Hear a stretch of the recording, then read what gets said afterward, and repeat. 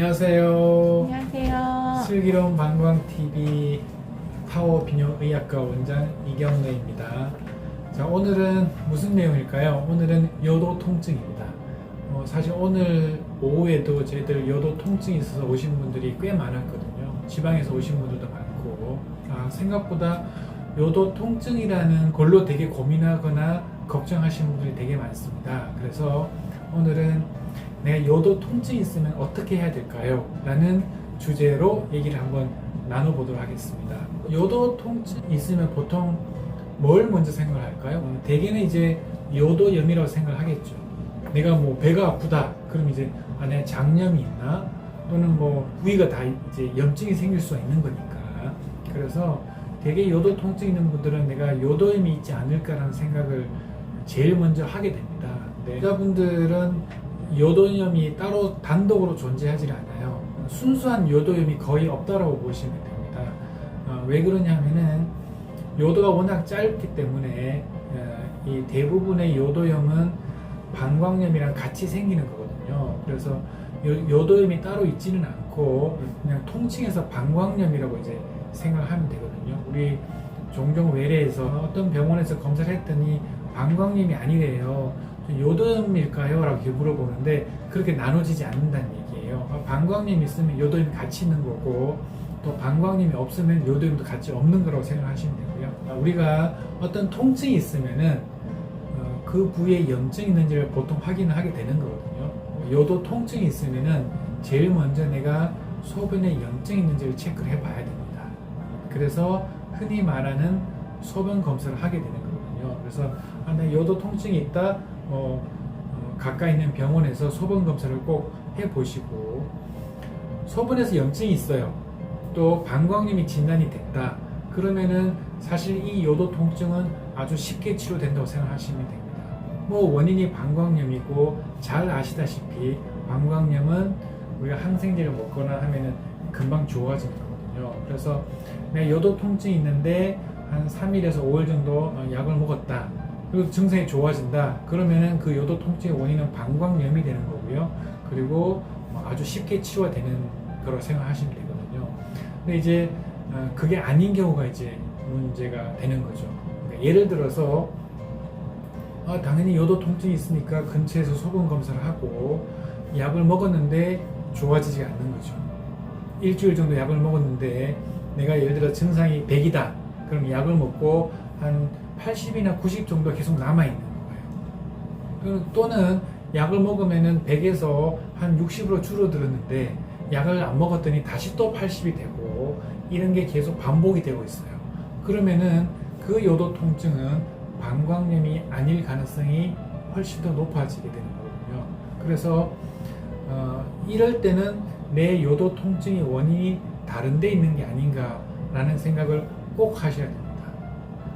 또는 내가 요도 통증이 있는데 소변 검사를 했는데 깨끗한 거죠.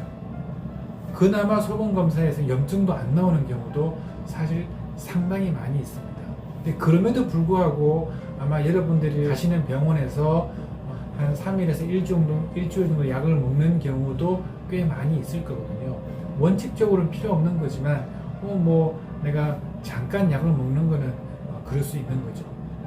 그 다음 세 번째로 요도 통증 있을 때 생각해야 될 거는 뭐냐면은 의외로 소변이 농축이 되면서 생기는 경우들이 꽤 많이 있거든요.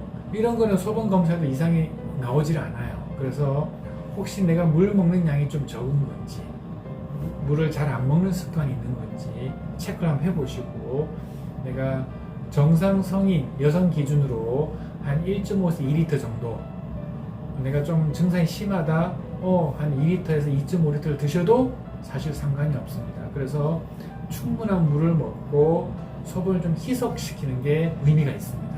그 다음 또 체크를 해야 될 건 뭐냐면은 화장실을 자주 가면은 요도 통증이 더 심해질 수가 있습니다.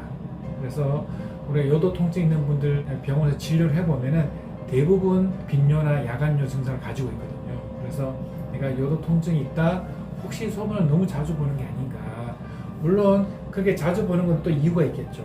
원인을 찾아야 되겠지만은 병원 오기 조금 힘드시거나 또는 그 정도까지는 아닌 것 같다. 또는 병원 오기가 부끄럽다 뭐 그런 경우에는 방금 얘기했지만 내가 물을 적게 먹는 건지 또는 화장실 너무 자주 가는 건지를 꼭 체크를 해 보셔야 됩니다.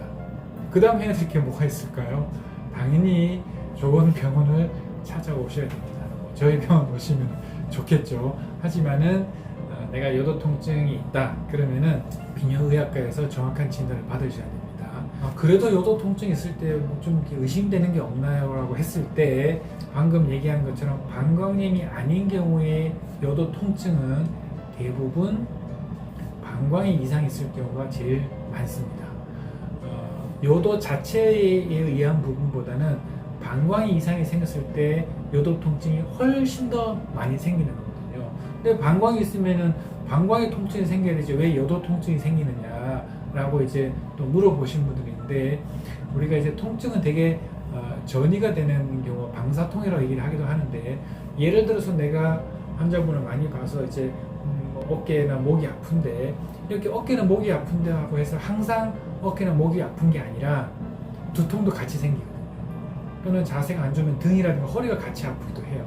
그래서 우리 어떤 부위에 문제가 생겼을 때 꼭 그 부위만 아픈 게 아니라 그 주위에 불편함을 같이 느끼게 됩니다. 그래서 방광에 문제가 생겼다 그러면 방광에 있는 소변이 결국은 왔다 갔다 하는 통로가 요도밖에 없잖아요.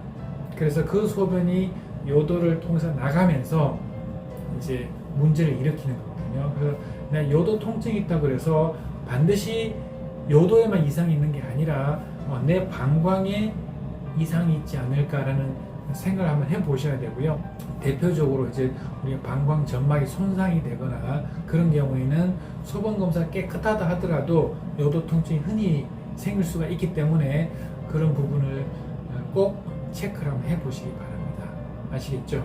이렇게 요도 통증은 사실은 굉장히 좀 전문적인 분야이기 때문에 이렇게 많이 보지 않으면은 놓치는 경우들이 좀 흔한 질환입니다. 물론 요도 통증 있는 분들은 나 자신이 너무너무 힘들고 고통스럽고 뭐 심지어 우울감이 생기기도 하고 이걸 뭐 어디 병원 가면 다 정상이라는 얘기만 듣고 하지만 내가 불편하고 너무 이렇게 심하게 마음의 상처를 받는 분들도 많이 있는데 하지만 요도 통증도 반드시 원인이 있는 거고 그 원인에 맞는 적절한 치료를 하게 되면은 당연히 좋아질 수 있기 때문에 내가 그거를 치료되지 않는 질환 또는 뭐 주에 가봤는데 다 괜찮다는 얘기만 들었다 하는 경우에도 아까 제가 얘기한 것처럼 혹시 내가 방광에 다른 이상이 있지 않을까라는 의심을 한번 해보고 계속 방광염에 대한 또는 요도염에 대한 항생제 먹는 게 아니라 정확한 진단을 한번 받아봐야 된다라는 말씀을 꼭 드리고 싶습니다. 오늘은 요도 통증에 대해서 알아봤고요. 있는 분들은 너무너무 고생하는 증상이기 때문에 꼭 한번 말씀을 드려보고 싶었습니다. 오늘 저희 내용이 도움이 되셨으면 이번에는 구독과 좋아요도 같이 한번 눌러주시고요. 저희는 다음에 더 좋은 내용으로 찾아뵙도록 하겠습니다. 여러분 안녕. 안녕. 구독, 좋아요 눌러주세요.